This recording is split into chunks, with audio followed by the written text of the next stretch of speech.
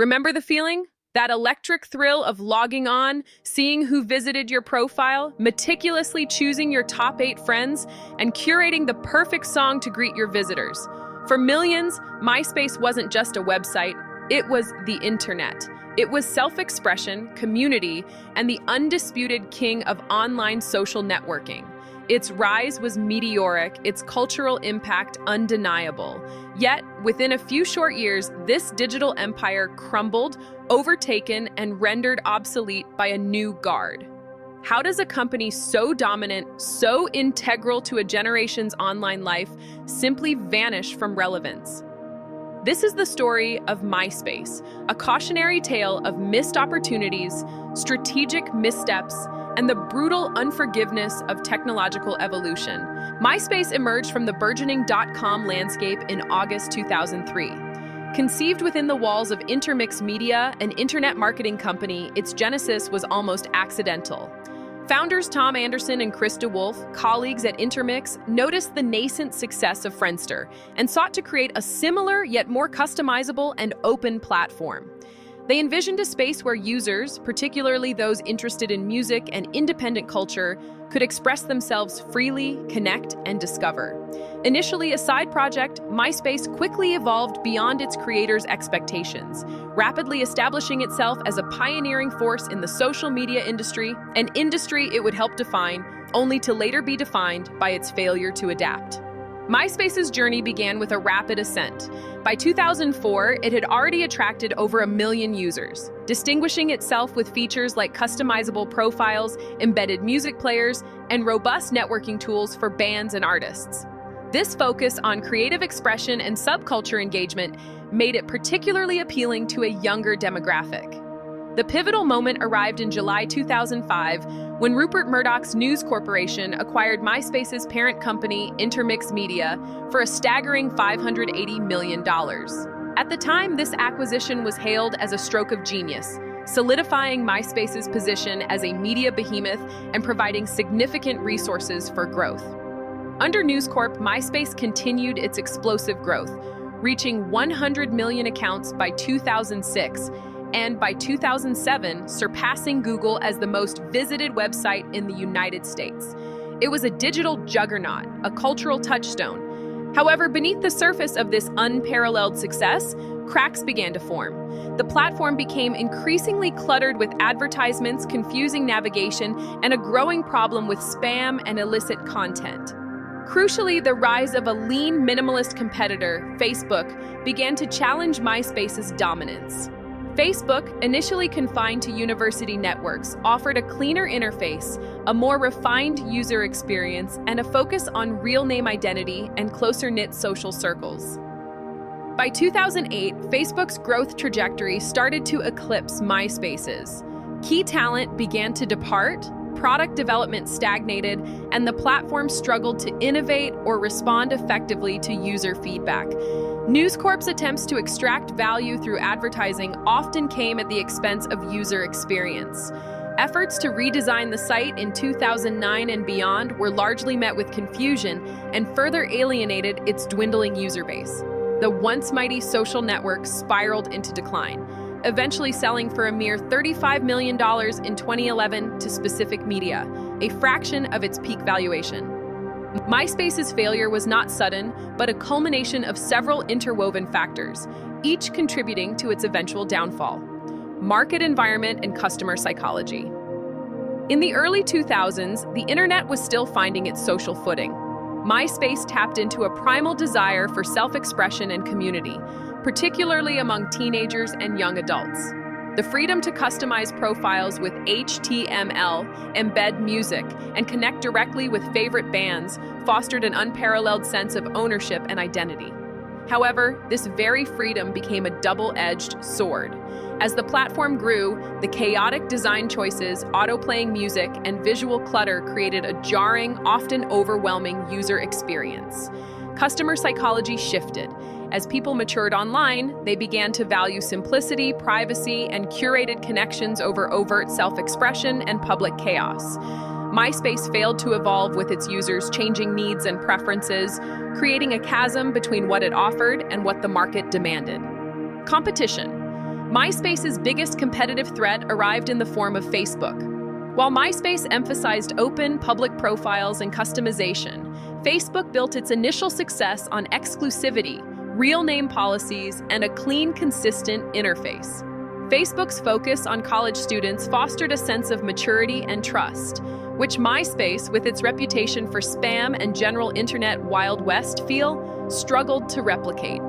Crucially, Facebook understood the power of the social graph, the connections between people, and prioritized seamless communication and sharing within a trusted network.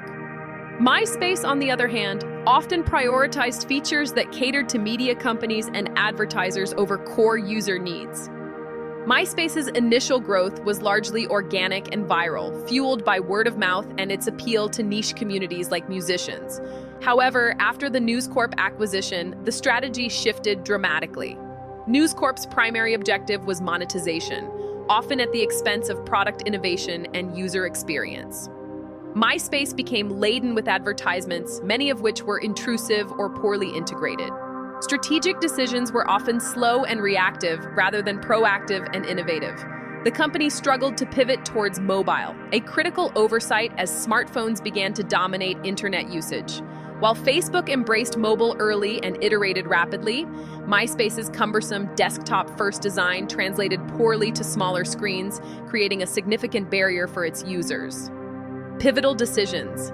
Several critical decisions sealed MySpace's fate. The News Corp acquisition, 2005, while providing immense capital, it shifted the company's focus from product development to short-term revenue generation. News Corp imposed its corporate structure, leading to bureaucratic inertia, slow decision-making, and a loss of the agile startup culture that fueled MySpace's initial success. Failure to innovate. MySpace repeatedly missed opportunities to introduce features that would become standard on other platforms. Real-time news feeds, robust privacy controls, and a sophisticated developer ecosystem were all areas where MySpace lagged significantly. Its attempts at redesigns were often too late, poorly executed, and failed to address the core issues of clutter and user experience. Ignoring mobile. This was perhaps the most fatal error. As the smartphone era dawned, MySpace remained stubbornly tied to its desktop experience. While Facebook invested heavily in mobile applications, MySpace's mobile offerings were clunky and underdeveloped, pushing users to platforms that better catered to their on-the-go lifestyles. Content management and spam. The platform became notorious for spam, phishing attempts, and a lack of effective content moderation. This eroded user trust and safety, particularly when compared to Facebook's more stringent policies. Lack of product vision. Without clear, consistent leadership and a shared vision for the product, MySpace became a patchwork of features rather than a cohesive, evolving platform. Its identity became muddled, trying to be everything to everyone and ultimately succeeding at very little. MySpace's journey culminated in a spectacular corporate failure. From its peak valuation, serving as the digital home for hundreds of millions, it transformed into a stark cautionary tale. The company, once valued at over $1 billion, was sold in 2011 for a mere $35 million, representing a staggering loss for News Corporation and a dramatic fall from grace.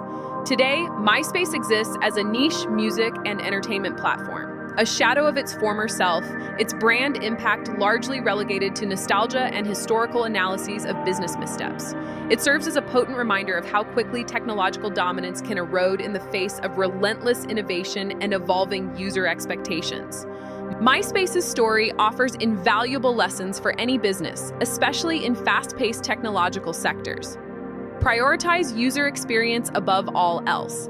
MySpace's focus on monetization and customization without adequate attention to usability, navigation, and cleanliness ultimately alienated its user base. A cluttered, ad-heavy interface is a death knell in an era of elegant design. Innovate or die, complacency is fatal. MySpace failed to anticipate or react effectively to market shifts, particularly the rise of mobile computing and the demand for simpler, more integrated social experiences. Continuous innovation and adaptation are not optional. They are essential for survival. Beware of acquisition pitfalls. While capital can fuel growth, an acquisition can also stifle innovation and agility, especially if the acquirer's corporate culture and strategic objectives clash with the acquired company's core values. News Corp's stewardship prioritized revenue over product, leading to stagnation. Listen to your customers and your employees. MySpace largely ignored feedback regarding its cluttered interface, spam issues, and lack of essential features. Furthermore, internal talent and leadership often felt unheard or constrained by the new corporate structure, leading to significant brain drain. Maintain product focus. Trying to be everything to everyone often results in being nothing meaningful to anyone. MySpace lost its clear product vision, blurring its identity and failing to offer a compelling differentiated value proposition compared to its emerging competitors. Agility and speed are critical. In rapidly evolving markets, the ability to make swift decisions, iterate quickly, and respond to competitive threats with speed is paramount. MySpace became too slow and bureaucratic to keep pace. The tale of MySpace isn't just a history lesson, it's a living blueprint for understanding how even the most dominant players can falter. It underscores a fundamental truth in business. Success is never permanent, and yesterday's innovation is tomorrow's antiquity. MySpace's fall wasn't due to a lack of initial vision or impact, but a failure to adapt, to listen, and to consistently put the user at the heart of its evolution. In a world defined by constant change, the ability to shed old skins, embrace new paradigms, and relentlessly pursue excellence in product and user experience remains the ultimate challenge and the surest path to enduring relevance.